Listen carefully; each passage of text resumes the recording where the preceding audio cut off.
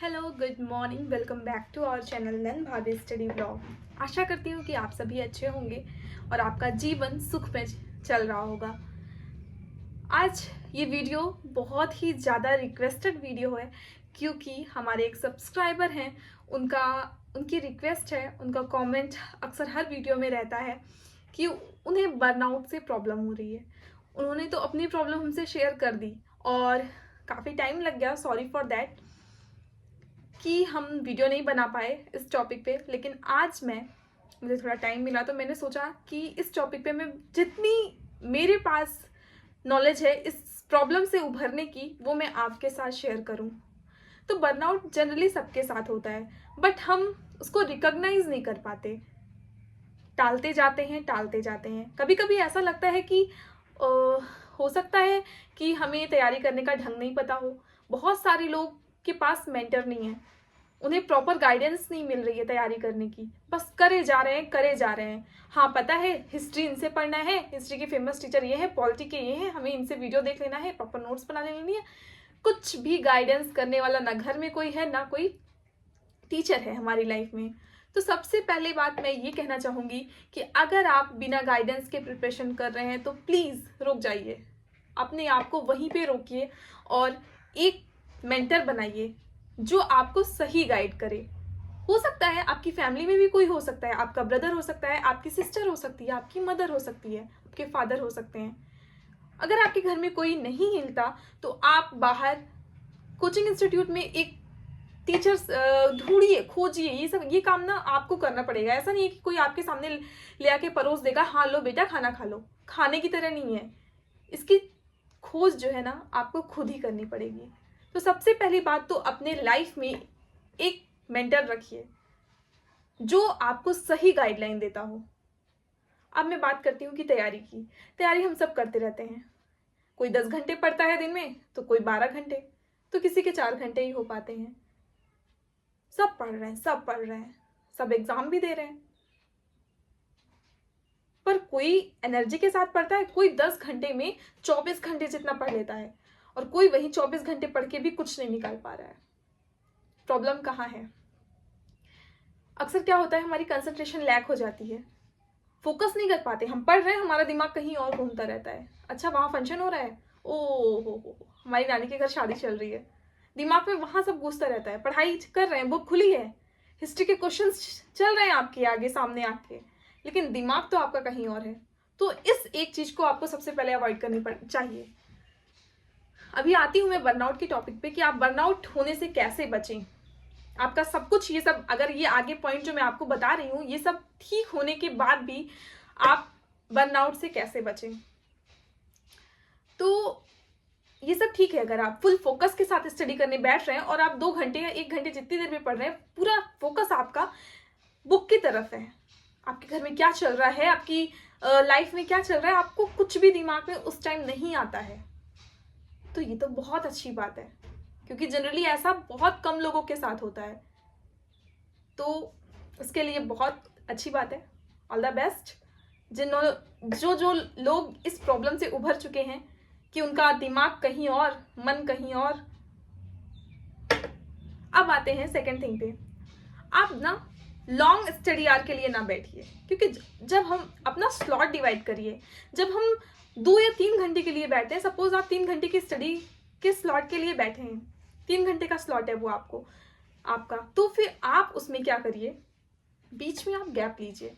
अगर आप 1 घंटे का स्लॉट डिसाइड करते हैं तो उसमें आपको 5 से 10 मिनट का गैप लेना है। अगर आप ऐसा नहीं करते तो करना शुरू कर दीजिए। देखिएगा कि आपकी जो प्रोडक्टिविटी थी स्टडी को लेकर, वो काफ़ी बेहतर होती हुई नजर आएगी। 1 घंटे पढ़िए, 10 मिनट उठिए, चाहे तो म्यूजिक सुन लीजिए, गुनगुना लीजिए, पेड़ पौधों से बात कर लीजिए, लेकिन हाँ, उस 10 मिनट में आपको कुछ ऐसा चीज नहीं करना है जो आपको आगे जब स्लॉट के लिए, आप सेकंड स्लॉट के लिए आप स्टडी में बैठते हैं, वो चीजें आपके दिमाग में चले। मतलब आपको नेगेटिविटी से बिल्कुल दूर रहना है, क्योंकि एक ये जो नेगेटिविटी वर्ड मैंने यूज किया है, देखने में तो बहुत ईजी है, सुनने में भी, कहने में भी बहुत आसान तरीके से आप नेगेटिविटी कह दे सकते हैं, लेकिन अगर आपके लाइफ में आ जाती है ना, तो पूरी टेंशन टेंशन टेंशन आपके दिमाग में वही सब चलता रहता है। आप कोई भी काम करेंगे, खाना बनाएंगे, पढ़ाई करेंगे, कुछ भी करते रहेंगे, पर वही दिमाग में चलता रहेगा। तो सबसे पहले नेगेटिविटी को अपने आप दिमाग से, अपने आप से दूर रखिए। आप हो सकता है आप भी नेगेटिव सोचते हो किसी के बारे में, तो प्लीज उसको दूर रखेंगे तभी आप पढ़ाई कर पाएंगे। स्टडी जो आपका टाइम है ना, उस टाइम आपको किसी के बारे में नहीं सोचना है, किसी के बारे में नहीं, सिर्फ आपकी बुक्स, आप, बस 2 लोग उस रूम में, और कोई नहीं है। हो सकता है आपका भाई बगल में बैठ के पढ़ रहा हो, आपकी बहन बगल में बैठ के, उस समय आप बिल्कुल भी मत सोचिए कि हाँ कोई और भी है मेरे साथ। बस सिर्फ उस रूम में आप 2 लोग हैं, एक आपकी बुक और एक आप। करिएगा, रिजल्ट देखने को मिलेगा। 1 घंटे की स्टडी के बाद आपको 10 मिनट का गैप लेना है। उस 10 मिनट में क्या क्या करना है, आपको रील्स नहीं देखना है। रील्स देखेंगे, स्क्रॉल करते जाएंगे, वो 10 मिनट का आधे घंटे में कब तब्दील हो जाएगा आपको बिल्कुल भी नहीं पता चलेगा। ठीक है, आप गुनगुना सकते हैं, आपकी मम्मा है तो जाके उनसे बात ही कर लीजिए, क्योंकि वो कुछ ऐसा नहीं शेयर करेंगी या फिर कि आपको उस टॉपिक से या उस बात से टेंशन हो। ठीक है, कुछ भी कर सकते हैं आप। सेकेंड थिंग ये है कि जो आपका सिलेबस है ना, उसको प्रेशर की तरह मत लीजिए। सिलेबस को टुकड़ों में करिए, तोड़ तोड़ कर पढ़िए। जैसे आपने टू डू लिस्ट, देखिए अगर आप स्टडी करते हैं, स्टूडेंट हैं, तो आपको टू डू लिस्ट बनानी बहुत ज़रूरी है। आपको अपना डे प्लान करना आना चाहिए। अगर आप नहीं कर रहे हैं तो आप किसी भी एग्जाम को क्वालिफाई करने के एलिजिबल नहीं है, सॉरी टू से दैट, क्योंकि टू डू लिस्ट बनाना बहुत ज़्यादा ज़रूरी है। अगर मैं कह रही हूँ आप कॉपी पेन पे नहीं बना रहे, तो अपने दिमाग में प्रिपेयर कर लीजिए कि आज दिन भर में मुझे ये चीज़ें पढ़नी है और at the last of the day मुझे ये सारे टॉपिक कंप्लीट चाहिए, तो टच चाहिए। जैसे एक टीचर एडवाइस देता है या फिर होमवर्क देता है कि मुझे कल ये सारा वर्क चाहिए, तो आप भी अपने दिमाग को ऐसा होमवर्क दे सकते हैं पूरे दिन के लिए कि मुझे at the last of the day मुझे इतना सब कुछ मतलब कंप्लीट चाहिए। करेंगे ना तो बिल्कुल हो पाएगा। तो बस टू डू लिस्ट बनाने की कोशिश करिए। और हाँ, जो आपका सिलेबस है ना, उसको टुकड़ों में बांट लीजिए। जो जैसे आपका एग्जाम 3-4 महीने हैं, तो बस आपको पता है कि आपको अपनी तैयारी कैसे करनी है, रिवीजन कितने टाइम में करना है, फैक्ट्स आपको कब पढ़ने चाहिए, ये सारी चीजें आपको पता होनी चाहिए। जो डिटेल है वो सब पढ़ना अभी से स्टार्ट कर दीजिए। ठीक है, तो प्रेशर की तरह मत पढ़िए, क्योंकि पढ़ाई कभी प्रेशर में नहीं होती। इजी वे में पढ़िए, थोड़ा टाइम लीजिए, 1 साल का समय लीजिए किसी एग्जाम को निकालने में। आपको पता है आप उस वैकेंसी की तैयारी कर रहे हैं, तो 1 साल बाद वो वैकेंसी आने वाली है, तो अभी से लग जाएगी। ये मत सोचिए कि फॉर्म आएगा फिर हम पढ़ने बैठेंगे, फिर सिलेबस जब प्रॉपर साइट पे सिलेबस आएगा फिर हम उससे नोट डाउन करेंगे, फिर हमें पता चलेगा। आपको सब कुछ पता है, क्योंकि हर एक एग्जाम का सिलेबस लगभग सेम ही होता है। तो कोशिश करिए ऐसा करने की। और हाँ, अगर आप हाउस वाइफ है मेरी तरह, तो सुबह उठने की कोशिश करिए। वैसे हो नहीं पाता जनरली बहुत सारे लोगों से, लेकिन जब आप सुबह उठेंगे ना, 4 से 5 बजे उठिए, अपनी स्टडी को 2 घंटे दीजिए, बहुत ही ज़्यादा प्रोडक्टिव फील करेंगे। आपका पूरा दिन बहुत ही ज़्यादा प्रोडक्टिव रहेगा, क्योंकि आपने सुबह उठने से पहले आपकी फैमिली मेंबर में जितने भी लोग सुबह उठे हैं, उनसे उठने से पहले आपने 2 घंटे की पढ़ाई पहले ही कर ली होगी। तो देखिए, करने की कोशिश करिए, बेहतर रिजल्ट मिलेगा, बेहतर। ठीक है, और टुकड़ों टुकड़ों में जैसे आपने अपने सिलेबस को बांटा, वैसे अपनी स्टडी को भी टुकड़ों टुकड़ों में बांटिए। 1-2 घंटे का स्लॉट लेके पढ़िए। कामों को ये नहीं कि पूरा काम मैंने घर का कर लिया, लाओ भाई नाश्ता भी बना देते हैं, खाना भी बना देते हैं, फिर इत्मीनान से बैठ के पढ़ेंगे। तो ऐसा नहीं करिए, क्योंकि ऐसा अगर आप करने की कोशिश करेंगे ना, तो खाना भी बना लेंगे, नाश्ता भी बना लेंगे, पर जब पढ़ने की बारी आएगी तब आपको नींद आएगी और फिर सोचेंगे लाओ सो लेते हैं यार, 1 घंटे की बात है। सो के उठेंगे, फिर घर के दूसरे काम आ जाएंगे, तो पढ़ाई का घंटा हो जाएगा 0। तो इसलिए मैं यही कहूंगी कि काम को करिए, पर जो बहुत ज्यादा इंपॉर्टेंट है उन्हें करिए, और बाकी छोड़िए सबको, सारा काम नहीं, पढ़ाई करिए। फिर बाकी जब आप बोर हो रहे हैं या फिर 10 मिनट का जब आपने गैप लिया है, उन काम को कर दीजिए। मशीन लगा सकते हैं 10 मिनट में आप, बहुत सारे काम है जो बीच बीच में ब्रेक टाइम में आप कर सकते हैं। इसीलिए मैंने बोला है कि हर 1 घंटे के बाद 10 मिनट का ब्रेक होना जरूरी है, क्योंकि हमारा दिमाग भी थकता है। कहा जाता है कि दिमाग बहुत चैतन्य है, थकता नहीं है, पर ऐसा नहीं है। आप पढ़ते रहिए लगातार, तो एक दिन आपको भी थकावट लगेगी। लगातार आप 10 घंटे के लिए या 6 घंटे के लिए बैठ के देखिए, आपको कितना एग्जॉस्टेड फील करेंगे आप।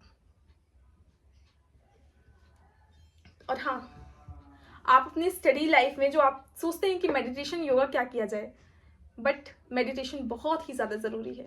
तो आपको अगर सुबह टाइम नहीं मिलता, 5 से 10 मिनट करना है, सुबह करिए या शाम के टाइम करिए, पर टाइम निकालिए 5 से 10 मिनट। सिर्फ आपको मेडिटेट करना है, ध्यान करना है। चाहे आप जिस ईश्वर को मानते हो, या फिर कोई परम शक्ति जिसमें आप सबसे ज़्यादा विश्वास करते हो, बस उसी के बारे में आपको सोचना है उस टाइम में जब आप मेडिटेट कर रहे हैं।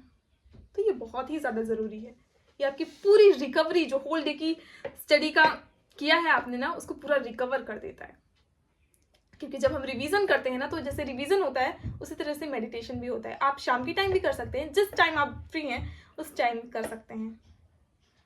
तो मैंने आपके साथ बहुत सारे पॉइंट शेयर किए, लेकिन एक पॉइंट वो है कि आपका डाइट जो है वो हेल्दी होना चाहिए। देखिए आजकल क्या है, हम जंक फूड, ऑयली फूड, ये सारी चीज़ें ज़्यादा कंज्यूम कर रहे हैं। इससे हमारी बॉडी जो है ना, लेजी, आलस आ रहा है हमारी बॉडी में, नींद आ रही है। तो ये सारी चीज़ें हमें अवॉइड करना है, हेल्दी डाइट लेनी है। और हेल्दी डाइट तो आपको पता ही है क्या क्या है। तो जितना हो सके बाहर की चीज़ें, जो जंक फूड है, उनको अवॉइड करने की कोशिश करिए। और हाँ, हाइड्रेटेड रहिए। मैंने अक्सर ये चीज़ मैंने आजमाई है कि जब मेरे को नींद आती है ना पढ़ते टाइम, तो मैं पानी पीती रहती हूँ। पानी पीने से हो सकता है आपको वॉशरूम कई बार जाना पड़े, पर नींद तो भाग जाएगी ना आपकी। और पानी नुकसान भी नहीं करेगा आपको। 2 से 3 लीटर हमें पानी पीना चाहिए पूरे दिन में, हम नहीं पी पाते। आप मेजर करके देखिए, आप कहते होंगे नहीं मैं पी लेता हूँ, पर आप जिस दिन 3 लीटर पानी पीते हैं ना, थक जाते होंगे शाम तक पीते पीते। अरे अभी मैंने 1 ही लीटर पिया, दोपहर का टाइम हो जाता है, 1 लीटर पीते हैं आप सिर्फ। तो हाइड्रेटेड भी रहना बहुत ज़्यादा ज़रूरी है। इससे आपकी नींद भागेगी, इससे आपकी बॉडी अच्छी रहेगी, इससे आपको पिंपल नहीं होंगे। गर्ल्स की प्रॉब्लम होती है, सारी गर्ल्स की पिंपल बहुत होते हैं। तो बस मैंने सारी चीज़ें आप लोगों के साथ शेयर कर दी हैं, जो चीज़ें मैंने आजमाई हैं।